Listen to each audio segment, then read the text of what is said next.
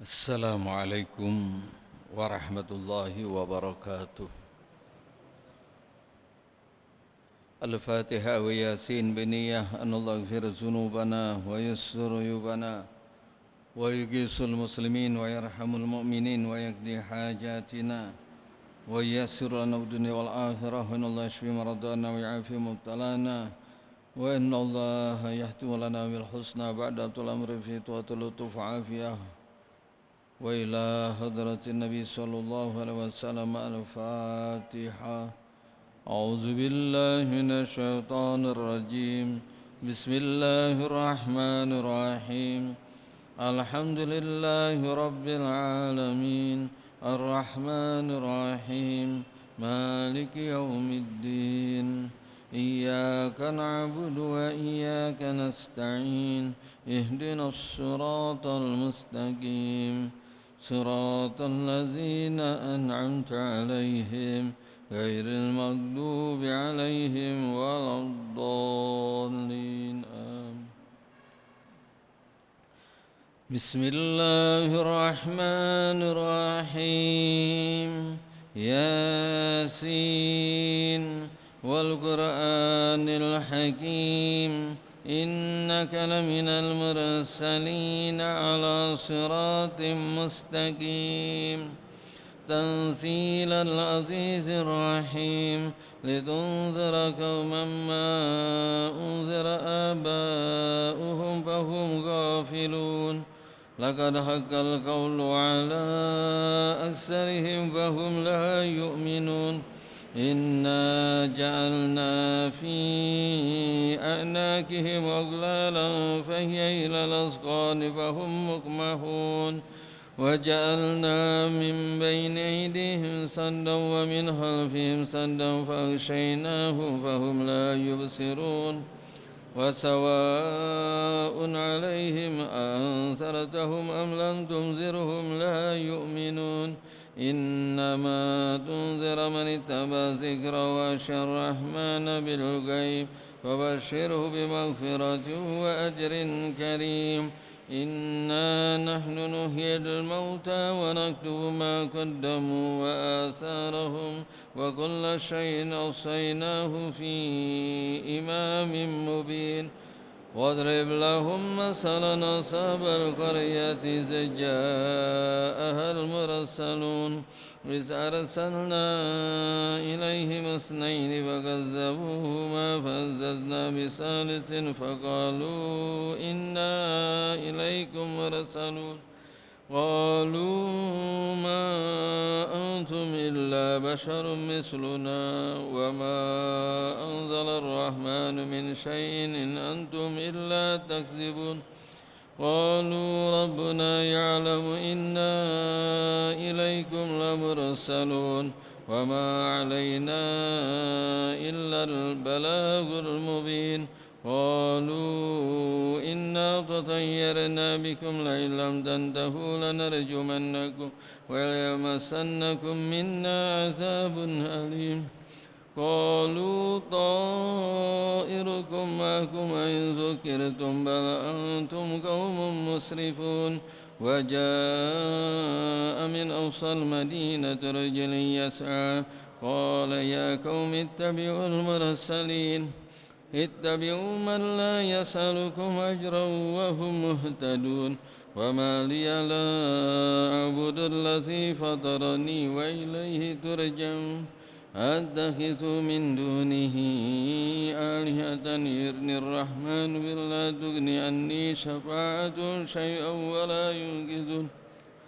إني إذا لفي ضلال مبين. إني آمنت بربكم فاسمعون. قيل ادخل الجنة قال يا ليت قومي يعلمون بما غفر لي ربي وجعلني من المكرمين. وما أنزلنا على قومه من بعده من جند من السماء وما كنا منزلين. إن كانت إلا صيحة واحدة فإذا هم خامدون. يا حسرة على العباد ما يأتيهم من رسول إلا كانوا به يستهزئون. ألم يروا كم أهلكنا قبلهم من القرون أنهم إليهم لا يرجعون وإن كل لما جميع لدينا محضرون وآيات لهم الأرض الميتة أحييناها وأخرجنا منها حبا فمنه يأكلون وجعلنا فيها جنات من نخيل وعناب وفجرنا فيها من العيون ليأكلوا من ثمره وما عملت أيديهم أفلا يشكرون سبحان الذي خلق الأزواج كلها مما تنبت الأرض ومن أنفسهم ومما لا يعلمون وآيات لهم الليل نسلخ منه النهار فإذا هم مسلمون والشمس تجري لمستقر لها ذلك تقدير العزيز العليم والقمر قدرناه منازل حتى عاد كالأرجون القديم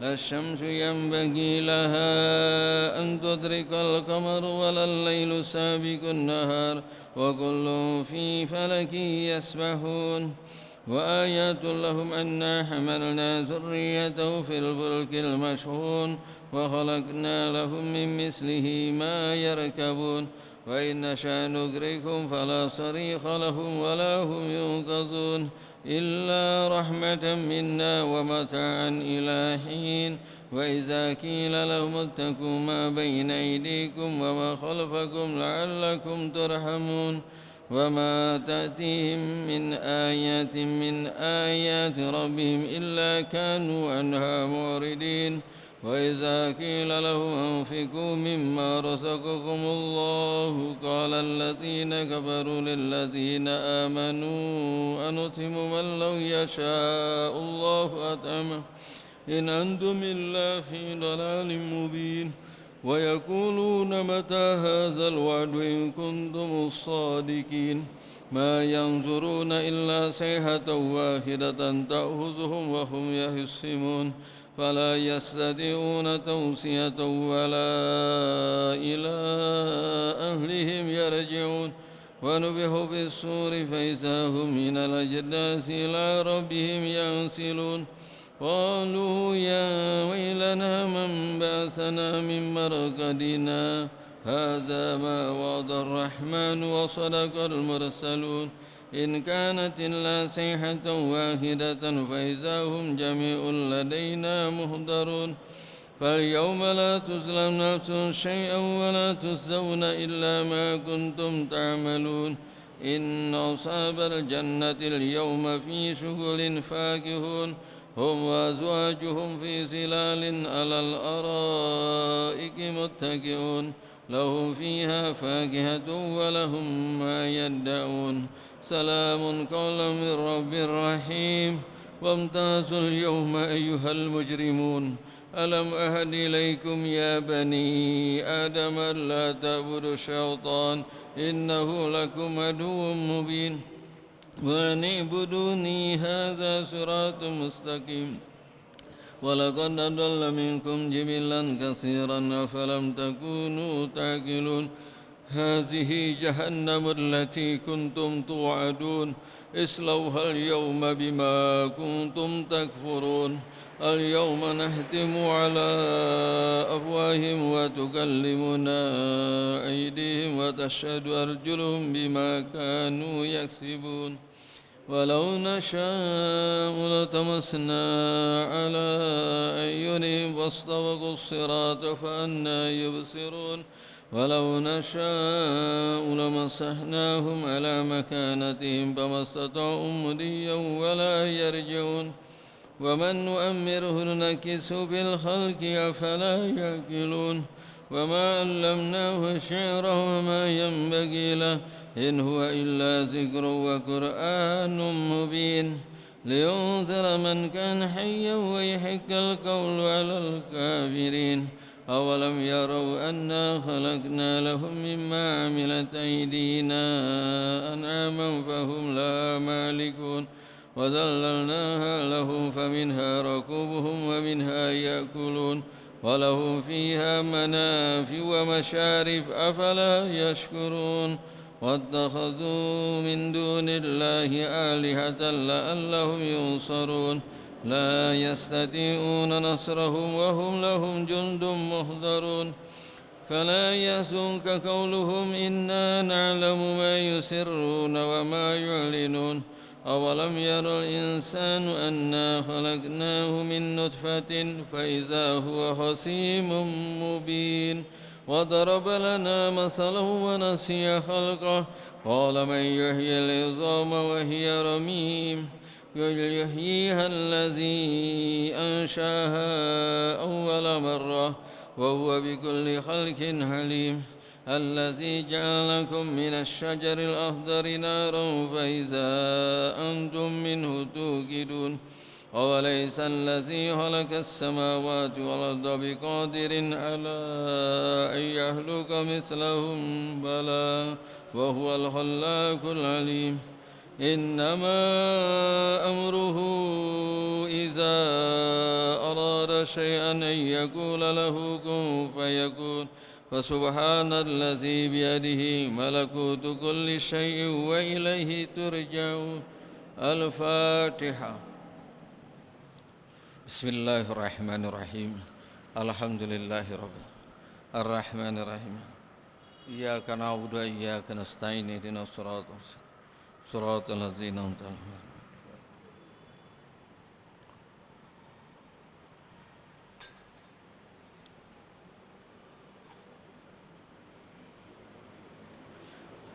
يا رب بالمصطفى بلغ مقاصدنا واغفر لنا ما مضى يا واسع الكرم.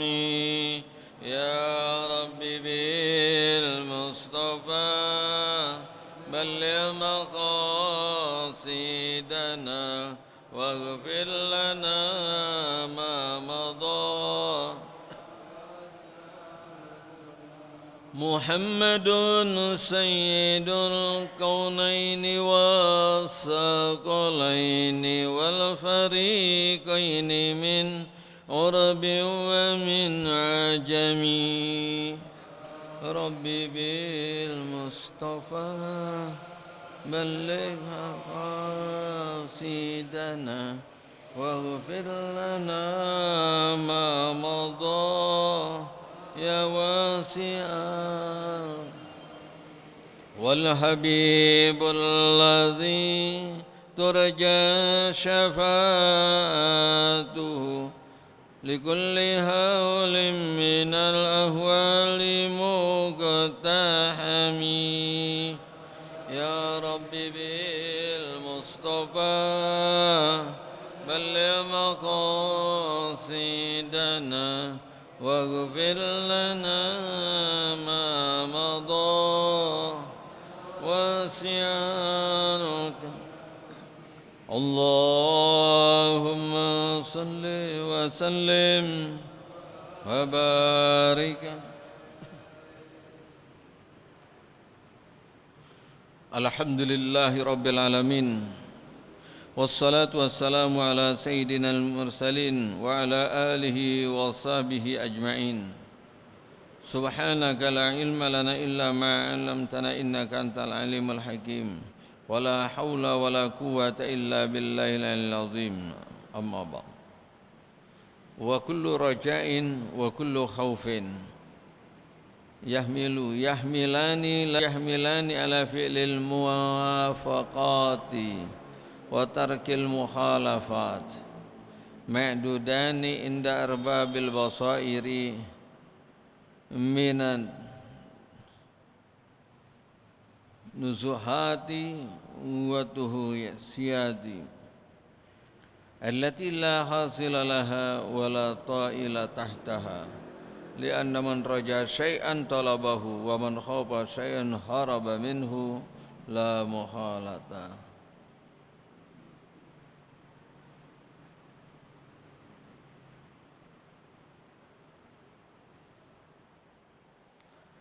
Alhamdulillah, marilah sama-sama kita bersyukur kehadrat Allah Subhanahu wa taala. Yang patut kita syukuri dengan cara kita menempatkan nikmat Allah Subhanahu wa taala di jalan yang diridai Allah Subhanahu wa taala.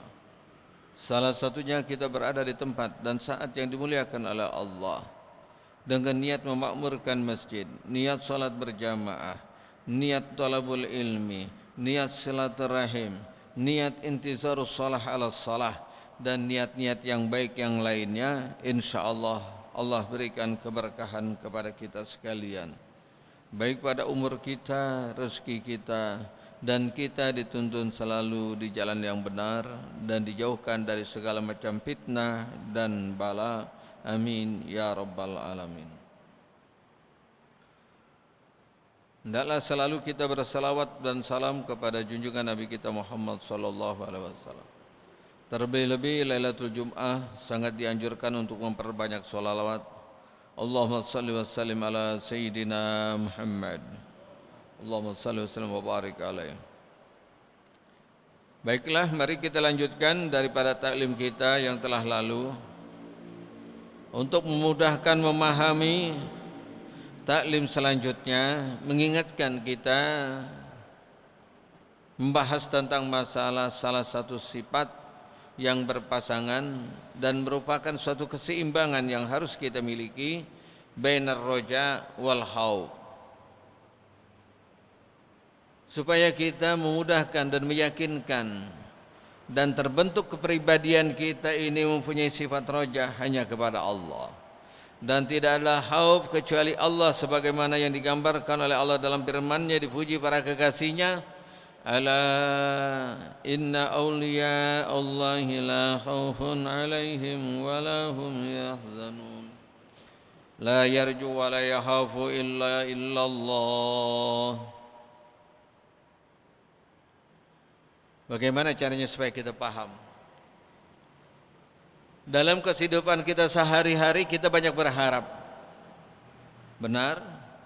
Dan dalam kehidupan sehari-hari juga kita pernah mengalami rasa takut, berharap dan kepengen kebaikan orang lain. Yang diharapkan kebaikan itu sampai kepada kita. Kenapa? Karena kita kenal orang itu pemurah, orang itu baik hati, orang itu kaya. Dengan sebab kita kenal dan dekat dengan orang yang kaya, orang pemurah, baik hati, suka menolong, maka selalu setiap kali kita bertemu, kita bermunajat mengharapkan daripada kebaikannya. Kedua, kita juga pernah mengalami rasa khauf, takut. Boleh kita arahkan kepada salah seseorang. Kenapa kita takut kepada seorang? Boleh jadi karena dia lebih tua. Kita takut karena dia galak. Kita takut kalau kita salah nanti kita diancam. Maka setiap kali datang peringatan darinya, selalu kita ingat dan hati-hati supaya kita tidak karena murkanya, marahnya dari orang itu. Kenapa kok kita tidak lakukan hal ini? Tidaklah kita berharap dan takut kecuali kepada Allah. Kalau saja kepada seseorang ada timbul iman, keyakinan. Kalau ketemu orang kaya yang pemurah, baru dengar aja belum kenal, mau kemana kamu? Oh, di sana kampung itu ada bagi-bagiin itu zakat, ada bagi-bagiin sembako sama orang kaya. Padahal belum kenal, cuma teman ngasih tahu doang, kita langsung lari. Harapan juga nanti saya dapat. Pada waktu saat Rasul sallallahu alaihi wasallam memberitahukan bahwa shadiqul wa'dul amin, bahwa apabila mereka kumpul di masjid, maka mereka akan mendapatkan nanti berkah dari Allah Subhanahu wa taala, tapi kita tidak pernah tertarik. Telah dialami krisis jamaah pada zaman Rasul sallallahu alaihi wasallam.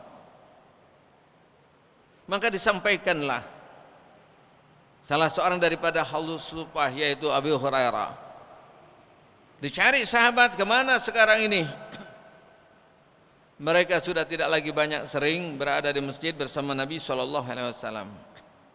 Maka apa yang terjadi? Didapati para sahabat itu berada sibuk di pasar.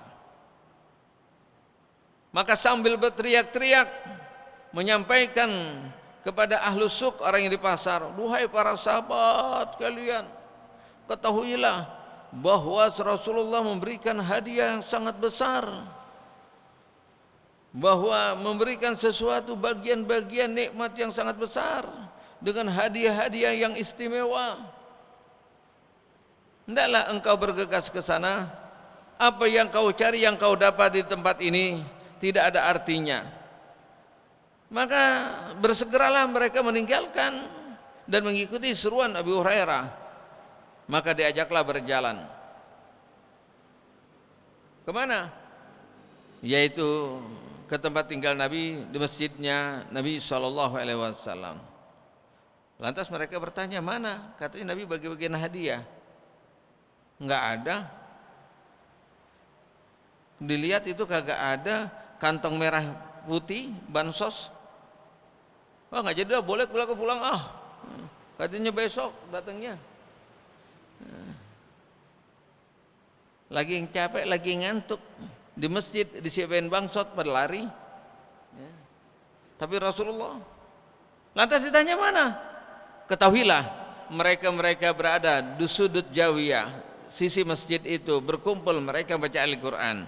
Ada mereka itu sibuk dengan sholat, ada yang sibuk dengan zikir. Mereka sedang mendapatkan bagian-bagian keuntungan-keuntungan, hadiah-hadiah yang besar, rahmat Allah SWT yang diberikan kepada mereka.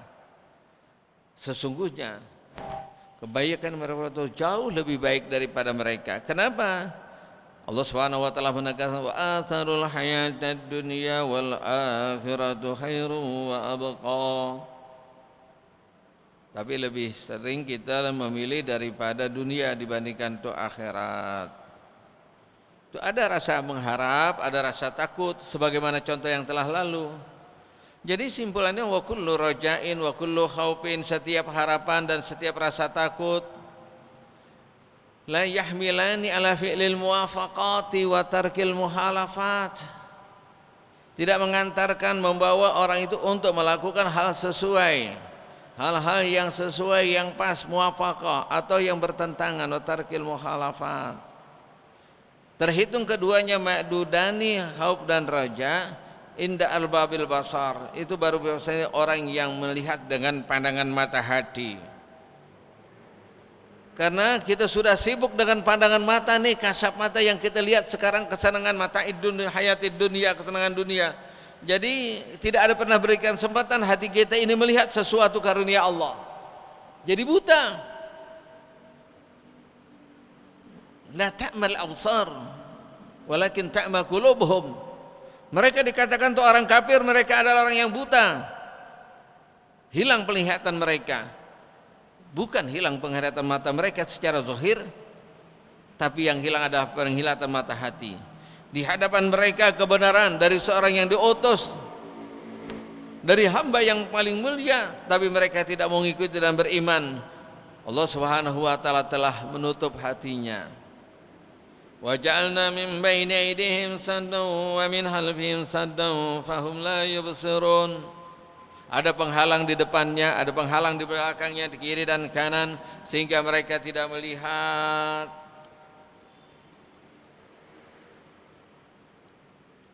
Ini peluang-peluang usaha, peluang bisnis orang Jakarta sendiri kurang begitu melihat, karena mereka enggak ada kreativitas untuk mendapatkan hal itu. Tapi kalau orang-orang para perantau melihat di Jakarta ini adalah sumber perputaran ekonomi, banyak peluang-peluang usaha, peluang bisnis, peluang untuk mendapatkan rezeki, maka mereka berlomba-lomba datang ke ibu kota Jakarta. Tapi kita sendiri ditutupkan mata hati kita.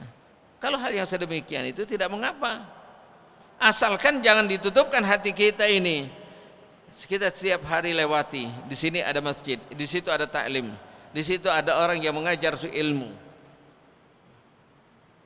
Tapi kita lebih banyak hadir ke majelis bola, majelis pemancingan, majelis wisata, majelis makan, majelis ini, semuanya kita tinggalin.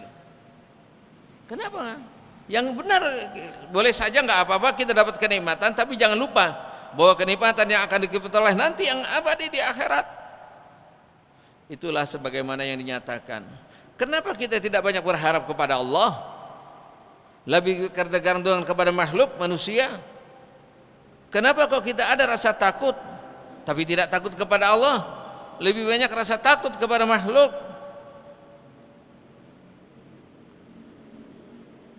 Sekarang kita tarik sejarah sedikit. Bagaimana begitu hebat dan kuatnya sifat rasa khauf dan rojaknya para sahabat yang sudah menyatu. Mereka sungguh sangat dekat dengan Allah. Alangkah nikmat dan senangnya kalau kita dekat dengan orang yang kaya dan dermawan, selalu tidak memperhitungkan kebaikan yang diberikan kepada kita dan tanpa pamrih. Allah Subhanahu wa taala ghaniyun 'anil alamin, lebih dari itu. Dan mereka hanya sekedar adalah hamba Allah yang diamanatkan untuk menyalurkan rezeki yang diamanatkan kepada mereka pun kita sudah banyak berharap. Kenapa kita tidak berharap kepada sumber daripada khazainus samawati wal ardh, daripada sumber kekayaan langit dan bumi? Coba pada waktu saat diintimidasi, diancam para sahabat untuk kembali ke agama mereka, untuk mengingkari, dan mereka diajak untuk kufur, bagi mereka pada waktu saat mereka itu berkuasa. Tapi apa? Tidak ada sedikit rasa gentar, walaupun jauh taruhannya. Salah satunya bagaimana kita lihat kisahnya Sayyidina Bilal ibn Rabah. Setelah orang kafir Quraisy mengetahui berimannya ia kepada Rasul sallallahu alaihi wasallam, hanya sebagian daripada salah satu seorang budak yang tidak ada artinya, mereka jengkel, ya. Bisa-bisaan mereka beriman. Maka pada akhirnya disiksa ia, dipaksakan untuk kembali kufur, kembali kepada agama semula. Maka tidak segan-segan mereka menyiksanya dengan cara membentangkan seluruh tubuhnya tanpa berpakaian di tengah terik matahari di gurun pasir. Dan tidak cukup puas mereka melakukan itu dengan ancaman, bahkan dibebani dengan batu yang besar di atas tubuhnya. Semua ancaman itu tidak ada sedikit rasa gentar dan rasa takut. Yang hanya ditakutkan siapa? Allah. Allah Ahad, Ahad. Itulah yang keluar daripada lisan Sayyidina Bilal radhiyallahu anhu. Kita cerita ini Ja'far bin Abi Thalib, ya sepupuh misanan baginda sallallahu alaihi wasallam pada waktu saat diutus. Beliau bertugas salah satu daripada pimpinan komando perang, urutan yang kedua setelah Zaid bin Haritha. Maka terpotong tangan kanannya pada waktu saat menerobos pasukan yang begitu banyak. Orang muslim 3.000 dan orang kafir 200.000. Sekali lagi, banyakan mana? Tentara Persia itu berjumlah 200.000. Nabi mengutus menuju ke Sam, sekarang Suriah atau Lebanon. 3.000 orang melawan 200.000. Semalam saya hitung kurang lebih ini satu mendawati musuh itu orang kafir sekitar 600 lebih. Yang kedua ini sehebat daripada Ja'far bin Abi Thalib setelah komando pasukan yang pertama gugur. Setelah komando pertama yang gugur yang namanya Zaid bin Haritha, maka digantikan sesuai dengan perintah Rasulullah, yaitu Ja'far bin Abi Thalib menerobos ke tengah pasukan. Maka dengan gagahnya dan lantangnya mereka membawa tangan kiri, ya, dengan benderanya, dan satu lagi dengan pedangnya. Tidak ada satu musuh pun yang dilewati kecuali tertebas dengan pedangnya. Banyak daripada lawan yang terbunuh. Karena jumlahnya tidak seimbang dan begitu banyak, akhirnya terputus tangan kanannya yang memegang bendera. Lantas mereka tidak biarkan bendera Rasulullah itu jatuh, langsung diraih dengan tangan kirinya. Sehingga berikutnya tertebas lagi dengan tangan kirinya. Ja'far bin Abi Thalib sempat merangkul itu bendera, sehingga dia terkapar dengan sayatan pedang dan tombak di seluruh tubuhnya. Maka diambillah dengan Abdullah ibn Rawaha. Tidak akan mengharap ini Ja'far bin Abi Thalib kecuali Allah, rajaknya kepada Allah Subhanahu wa taala. Maka digapailah oleh beberapa seorang sahabat sebelum mereka ambruk, ya, dalam keadaan payah dan banyak tusukan pedang dan tombak. Tangannya sudah tidak ada kiri dan kanan. Lantas seraya sebagian sahabat menyatakan, hendaklah kau minum, duhai Ja'far bin Abi Thalib. Lantas dia menolak karena disaksikan dalam keadaan sudah payah. Jawaban apa dari keluar lisannya? Aku tidak mau minum dan makan pada hari ini.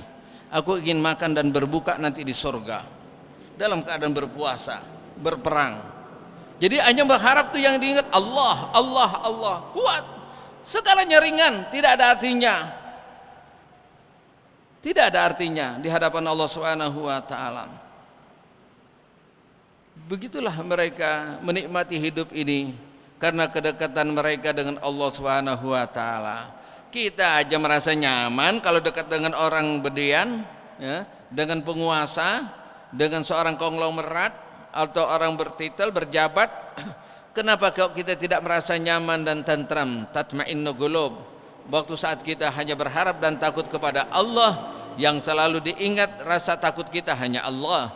Zikir yang selalu diingat harapan kita hanya Allah. Itulah yang menjadikan kita tenang. Pada waktu saat kita terancam keselamatan kita dalam satu daerah, maka kita tenang. Kenapa? Di sini banyak saya punya teman.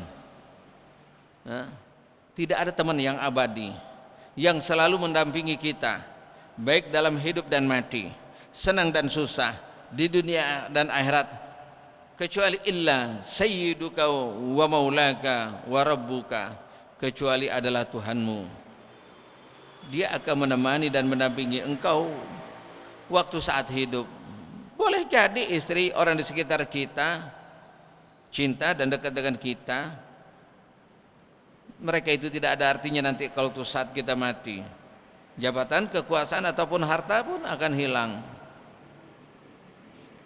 Jadi mereka selalu muwafaqat dan inda arbabil basair minat turhat wa tahwisat allati la hasilalaha wa la ta'ilal tahtaha lianna man raja syai'an talabah wa man khafa syai'an harabah minhu la muhalata.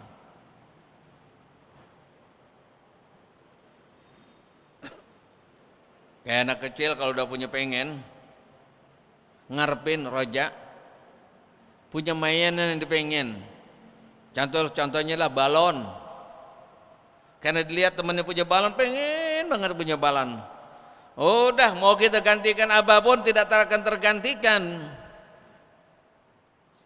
Setelah tukang balonnya udah nggak ada, lah kan kita bingung.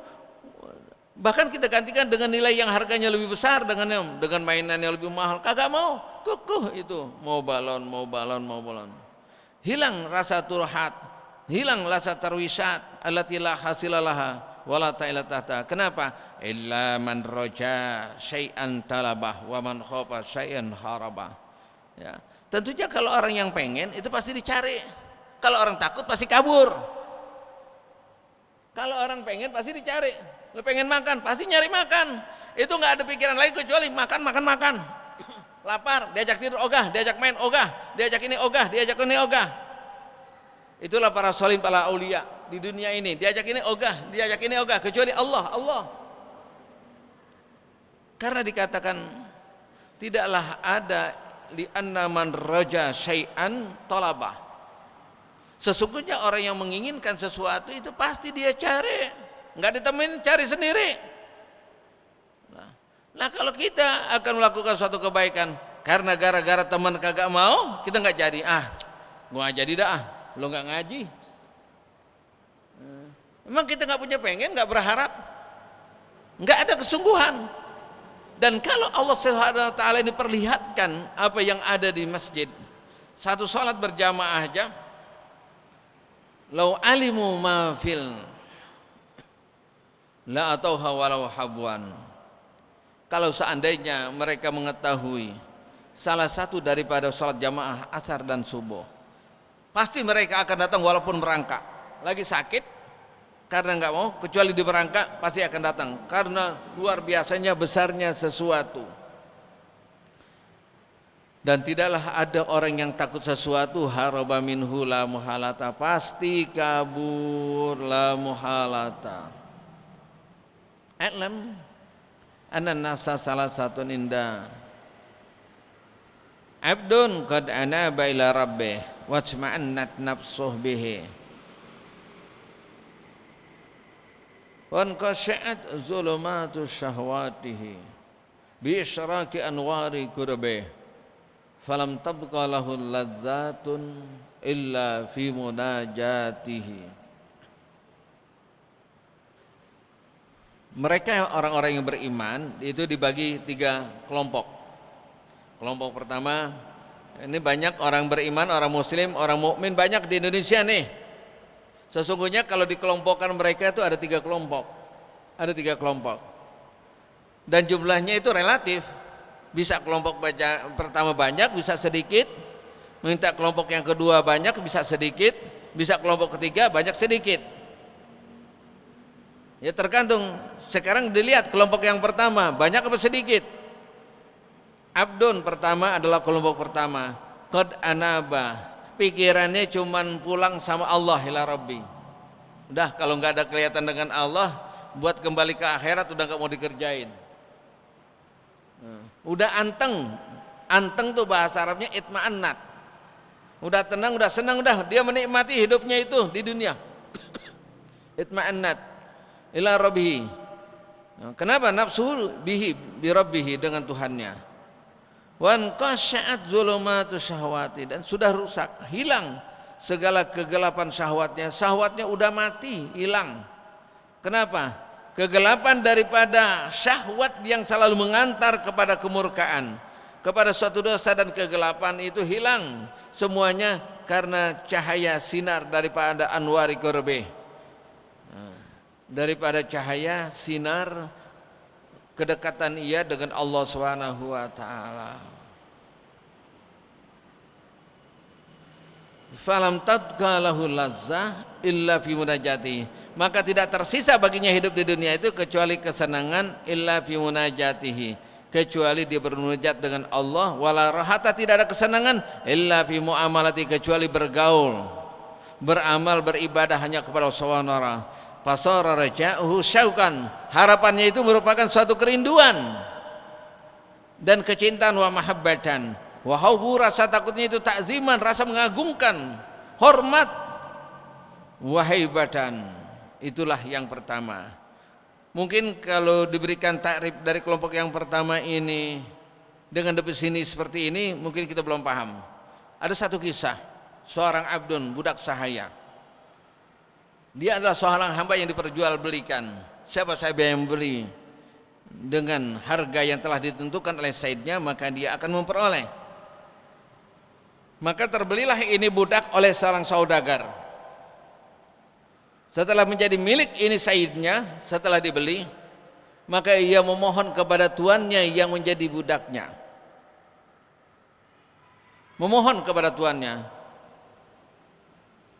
Tuhan, kami mohon kepada Engkau dengan kerendahan hati, bebanilah apapun yang Kau bebani kepadaku sepanjang hari, mulai terbangun dari pagi hari sampai sore hari. Silakan, perintah majikan, perintah Tuhan apapun saya akan kerjakan.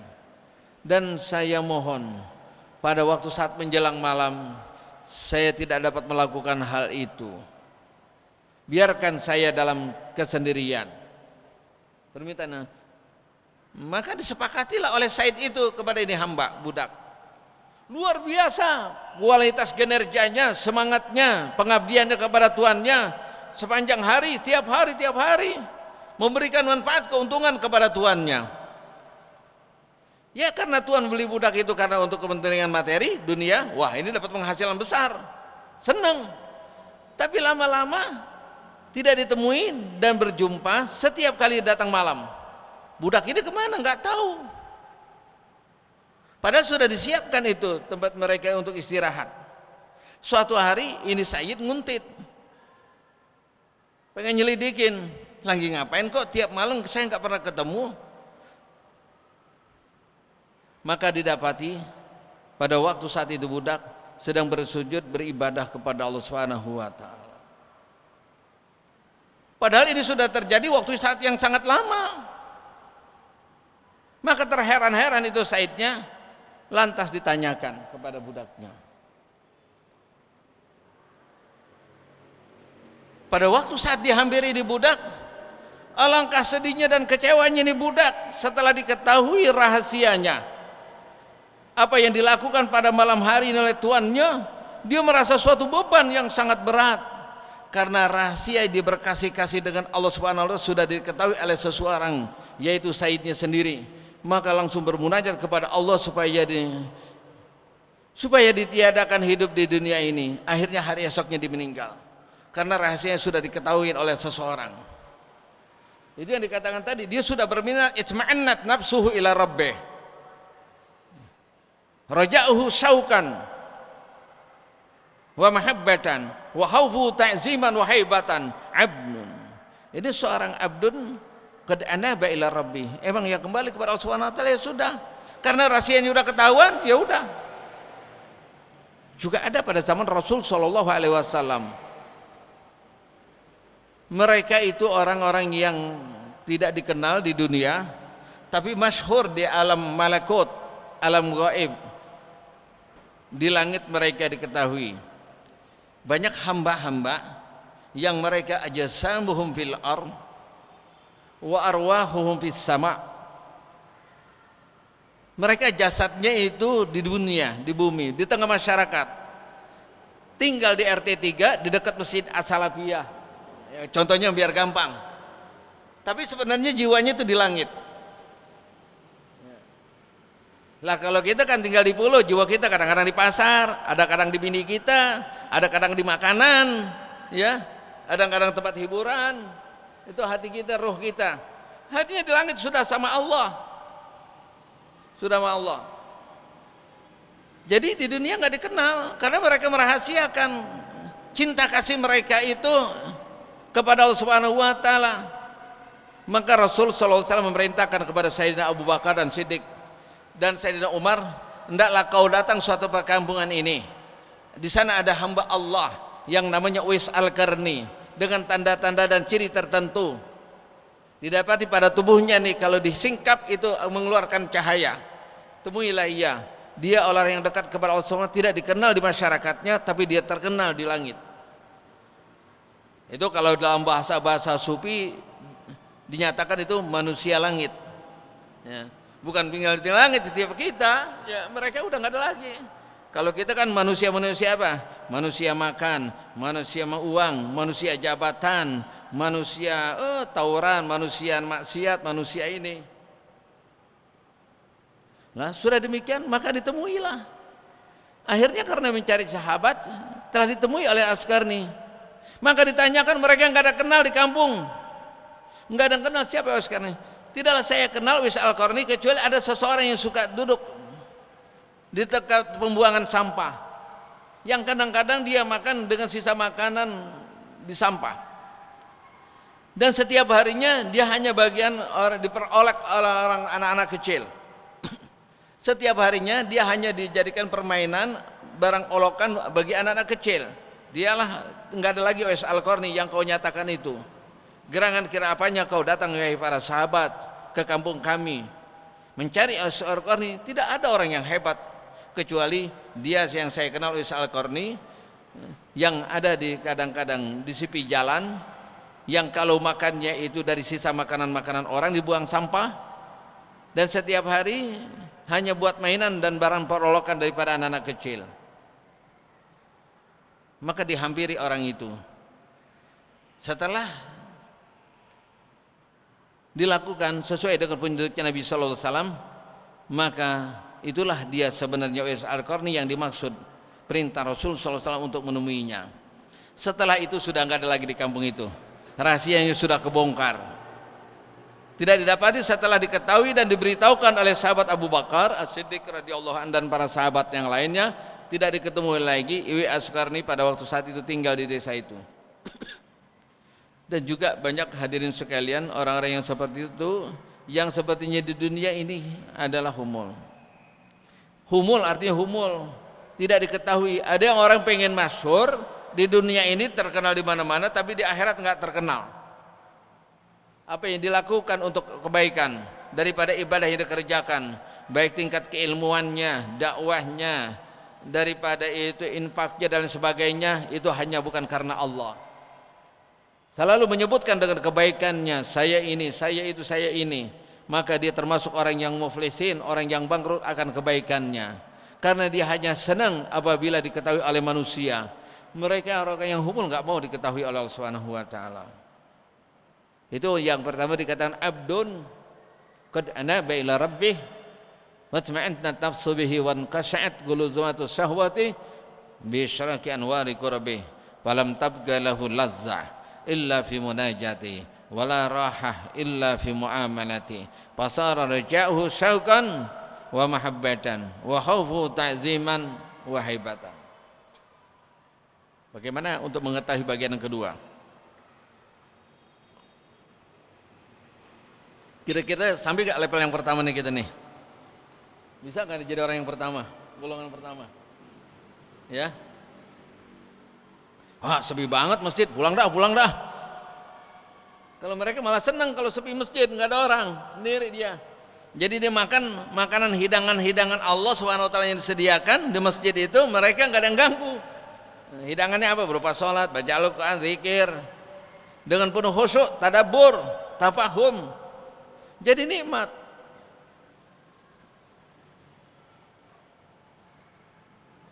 Saya ketemu salah seorang ulama, namanya Kiai Ihsan di Malang. Dia adalah salah satu murid daripada Syekh Damanhuri, Batu Ampar, Madura. Dan salah satu murid daripada yang masih ada sekarang ini daripada Kiai Hamid Pasuruan. Ya. Saya sangat bersyukur kepada Allah Subhanahu wa taala karena dipertemukan oleh Allah Subhanahu wa taala. Setelah bertemu dan banyak bicara, dan saya ingat oleh para masyayikh yang kami temui, jika kau menemui seseorang yang dekat dengan Allah, tanyakanlah sesuatu, bagaimana dia bisa dekat dengan Allah, sesuatu yang bisa bermanfaat yang kau dapati. Ini Habib Umar bin Hud Al-Atas yang di Pasar Minggu, yang dikenal dikata Habib Umar itu Cipayung. Dia amat bersedih dan sangat prihatin, menangis. Lah kenapa? Semenjak waktu saat menjelang akhir hayatnya dia bercerita tentang hal itu, tentang kesedihan dan keprihatinannya. Lah kenapa? Tidaklah ada orang yang berziarah semasa dia hidupnya dan datang berkadanya kecuali menanyakan hal ehwal dunia. Doain ini anak saya supaya selesaiin sekolahnya, doain usaha saya maju, urusan dunia semua. Hampir boleh dikatakan tidak pernah, ya Habib, ya Syekh, tolong tunjukkan kepada saya dan antarkan saya untuk dekat dengan Allah Subhanahu wa taala. Amalan apa? Itu yang dilakukan oleh para sahabat. Ausini ya Rasulullah, berikanlah petunjuk kepadaku wasiat, amal apa yang saya bisa kerjakan. Bahkan mereka sahabat kalau ketemu dengan Rasulullah, ayo amalin afdal, ditanyakan amal apa yang paling utama. Jangan urusan kita pribadi, ini saya lagi bikin doain, kita tanya apa yang dia dapatin, jangan yang kita bawa. Yang dia punya, yang didapatin kita minta, jangan yang kita punya kita bawa, minta dibantuin. Ya kalau urusan kita sih gampang kita kerjain sendiri. Makanya mereka bertanya, ayo amalin afdal ya Rasulullah, amal apa yang paling utama? Itu datang yang bertanya adalah fuqara muslimin, orang fakir muslim. Allah tanyakan, maka adalah kamu berzikir. Zikir itu sedekah. Ayo amalin afdal, maka dijawab oleh Rasulullah. Ausini ya Rasulullah, maka dijawab oleh Rasulullah. Enggak ada yang datang doain kecuali satu, salaba doang atau minta jadi orang kaya. Akhirnya terkena dengan kayanya itu, yang dulu dekat dengan Nabi jadi jauh, sibuk dengan dunianya. Itulah hal-hal yang seperti itu yang harus kita lakukan. Saya temui beliau Kiai Ihsan sekarang sudah memasuki tahun yang ke-36. Sibuk setiap hari itu berpuasa, tahun ke-36 sampai 40 tahun, dan malamnya dihabiskan untuk ibadah kepada Allah Subhanahu wa taala.